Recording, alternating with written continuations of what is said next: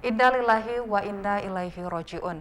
Wakil Bupati Nonaktif Kabupaten Ogan Komering Ulu, Johan Anwar, meninggal dunia di Rumah Sakit Siti Hodijah, Palembang.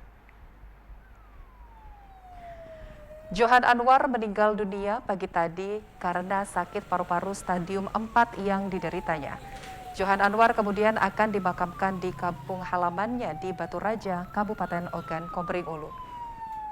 Gubernur Sumatera Selatan Haji Herman Deru turut hadir melayat almarhum Johan Anwar di Rumah Sakit Siti Hodijah, Palembang.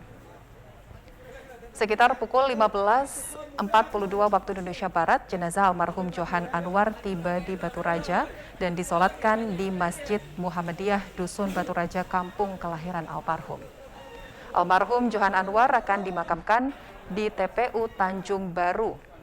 Sebagai penghormatan terakhir terhadap almarhum Johan Anwar, dilakukan upacara kedinasan di rumah kabupaten. Kami mewakili segenap keluarga besar TVRI Sumatera Selatan turut berbelasungkawa, semoga amal ibadah almarhum diterima Allah Subhanahu wa taala. Dan kita beralih ke informasi lainnya.